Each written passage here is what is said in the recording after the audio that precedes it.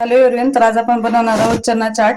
त्यासाठी मी हरभरे घेतलेत आणि याला आता स्वच्छ पाण्याने धुवून पाणी टाकून घेते. बघू शकता अशा प्रकारे मी स्वच्छ पाण्याने धुवून घेतले 2 वेळेस आणि पाणी टाकून घेतले.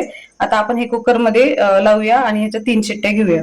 तर मी कुकर मध्ये लावते आणि 3 शिट्ट्या घेतेय. इकडे आपल्या कुकरच्या शिट्ट्या होत आहेत, तोपर्यंत आपण इथे तयारी करून घेऊया.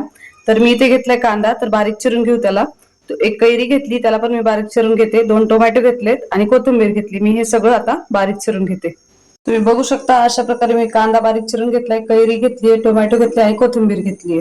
इथे आपण चण्यासाठी मसाला तयार करून घेऊया. त्यासाठी मी घेतले पाणी, अर्धीला थोडंसं वाटी कमी पाणी.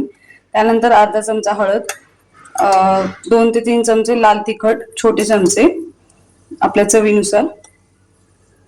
त्यानंतर त्यामध्ये टाकूया आपण चाट मसाला. त्यानंतर त्यामध्ये काळं मीठ तुमच्या चवीनुसार आणि थोडंसं आपलं नॉर्मल मीठ. नंतर त्यामध्ये टाकायचा अर्धा चमचा जिरे पावडर आणि हे आपण आता सगळं मिक्स करून घेऊया छान. अशा प्रकारे आपण हा मसाला तयार करून घेतलाय. अशा प्रकारे तुम्ही बघू शकता छान प्रकारे मी हरभरा असा शिजवून घेतलाय मऊ होईपर्यंत. 7 ते 8 शिट्ट्या घेतल्यात. त्यानंतर मी ते घेतली कढई, त्यामध्ये थोडंसं तेल टाकून घेऊया.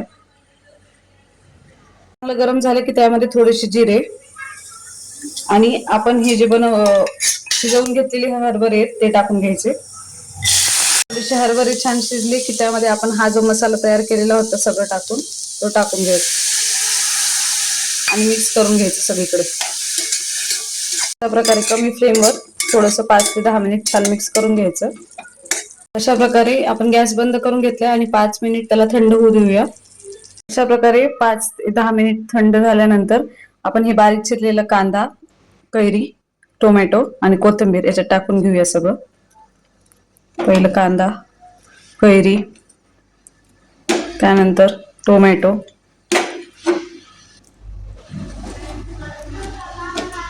आणि थोडीशी कोथिंबीर. त्यानंतर त्यामध्ये लिंबू पिळून घ्यायचं. खूप छान लागतं लिंबाने. आणि हे सगळं आता मिक्स करून घेऊया.